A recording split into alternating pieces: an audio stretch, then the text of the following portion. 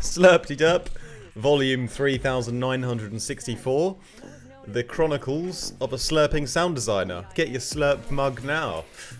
Today, I am just going to be giving you guys a free bass preset called the Dark Funk Bass. I'm going to play you it in a moment, and then I'm going to walk through the sound design, and you can download it all for free. That's exciting, isn't it?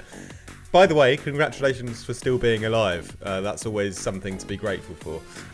And yeah, check out these cool caps. I'm actually giving them away to any of my patron supporters. All you have to do is chip in for the postage. Unfortunately, to the United States, it's ridiculously expensive from Germany, but most places in Europe will be fine. Yeah, you can also get a, I don't know why I'm tugging my shirt, but I've got some cool new Artifact t-shirts in my shop. I've got some ones with an embroidered logo as well, so that they're very exciting. Links for that are all down below. Anyway, I'm actually in France right now. I know you probably can't believe it. You're like, what? You're not in France, you're in your flat in Berlin. Well, no, I'm actually in France. I'm recording this on Friday, but I'm uploading it on Saturday because I need to upload another video today, which is a free download called Headliner, and you can click up there and you can listen to that track now. It's an older track that I wrote like years and years ago, and it was uploaded to SoundCloud and I think somewhere else, but it never went on Spotify. And also, I was always annoyed with the final mix down and master of the track, so I went ahead and remastered it because it was kind of missing some essential frequencies, especially in the stereo field.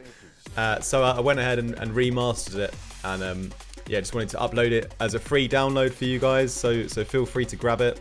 And yeah, it's like a bit of an older track, not like my absolute best work, but still got a nice amount of energy to it, and still quite a cool, funky number.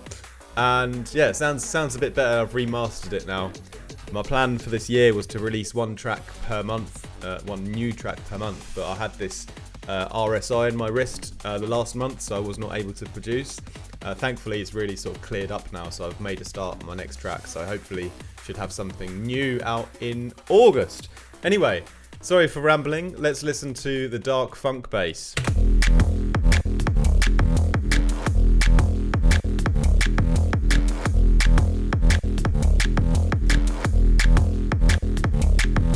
So it's quite a nice little funky number, and there's a cool few little things I did in the modulation sort of department within Vital. So yeah, let's go ahead and break down the patch, and we'll start from the beginning as always with the voicing.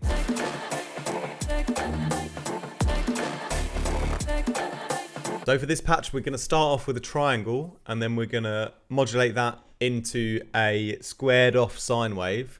And then we're also going to add in a nice subby sine wave underneath all of it. So starting off with this triangle wave here, we're going to track this to our first modulation, which is the LFO1, and this is just a nice saw down, which we can control the speed of later. So that's just coming up on the level here, and not much else going on. So we're next going to add in a squared off sine wave. And for this one, we're going to do the exact opposite with the level. So it's going to start up and it's going to modulate back the other way. And we're going to filter it, frequency modulate it rather, from oscillator 1. So what you can hear is it's going to, as one goes up, the other one's going to come down. So we got this kind of seesaw battle happening of the two waveforms. That's exciting, isn't it? Next, we're going to add in a nice powerful sine wave lower down, and it's going to sit underneath everything and going to keep the consistent energy there. So, with this seesaw battle that's happening in the mid-range, we're going to pad everything underneath with a nice powerful sine wave, just to kind of fill out that low end. And this is FMing from oscillator 1 here. So again, from the triangle. And just to give a bit of texture to that sort of main initial triangle, we're going to frequency modulate in a bit of sampled river here. So the level is off, but it's just on a very small amount. I think it's up at 3.4 on the FM amount here. That's going to bring in that nice natural texture to the sound. You may notice there's a few other modulations on the FM, and these are the main ones here on the LFO1. I've got a little bit of movement on them, so in that kind of same rhythm that the rest of the patch is doing, it's going to slightly tweak the nipples of the FM amount as well, just to make it a little bit more expressive, sir.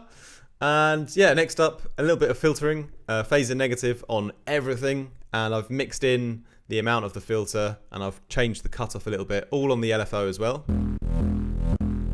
So get a bit more of a, start to shape the sound and get a bit of that growl out of it, a little bit nicer, growlier, nicer, growly, nicer now on a Friday night. Filter 2, this is going to do a little bit more again, but this time the phaser positive, just pretty much random and trying to find out, you know, what cool sounds are in the frequencies that I can sort of emphasize. So I quite like that around there. And that's basically the main sort of part to the voicing section. I've got a little bit of pitch, a vibrato here on the whole patch as well. So yeah, let's jump over to the effects.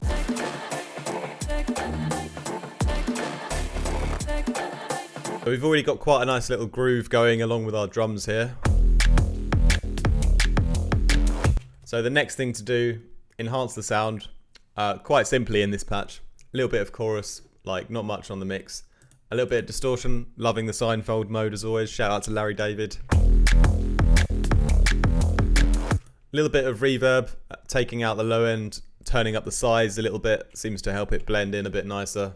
And then a little bit of EQing again, a little bit of a low mid-range push and a high shelf as well. And finally, a touch of compression. It's such a small amount, it's barely even on there. Actually, you know what? I think I'm going to just turn that right off. I don't really need that. So that's cool. And you'll notice one thing I sort of skipped over was I had this third LFO, and this is actually tracked to the overall level, and it has these little dips where I sort of introduced this little volume kind of glitch where everything, the volume sort of comes off 100% throughout the pattern. So if you sort of look how it's operating,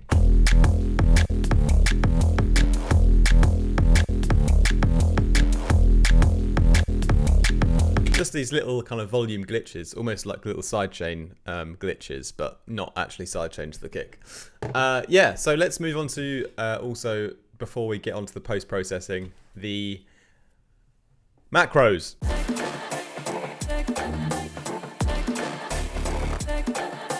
So I've made 4 macros here to help you play with the sound a bit, and I'll start off with the clean one.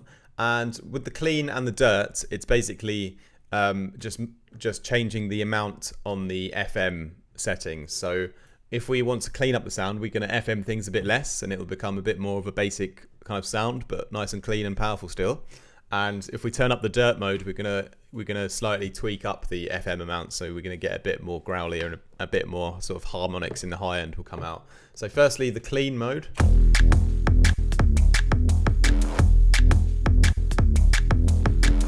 Secondly, the dirt mode.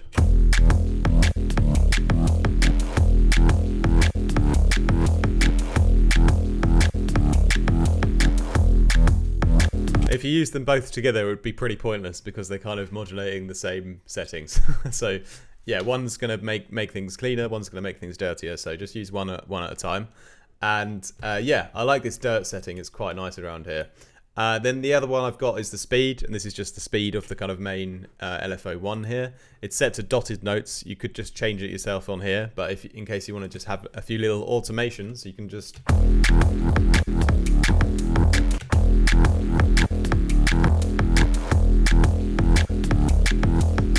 I like it in the middle how it is here though, because it kind of fits with my groove kind of perfectly. I don't really need to sort of change it at this point. But if you wanted to, like, yeah, have a faster groove, you might be also better off doing it actually in here.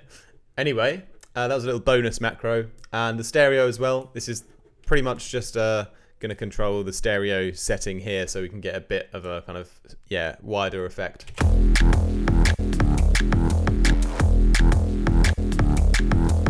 Which is also pretty cool, but I think the most useful are the clean and dirt macros in this case. Let's finally move on to the post-processing.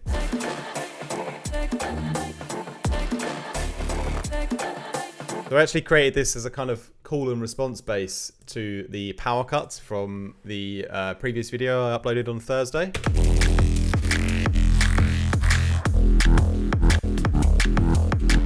But it's quite a sort of clean and simple bass you could use in a variety of projects as an extra kind of layer or, you know, sound.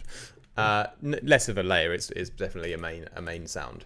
But yeah, the post-processing then, I've just added a little bit of fire. That's pretty much all I've done, is a little bit of, yeah, saturating the high end, just driving up that high end on a multi-band with the tan, which is a soft clipping effect here.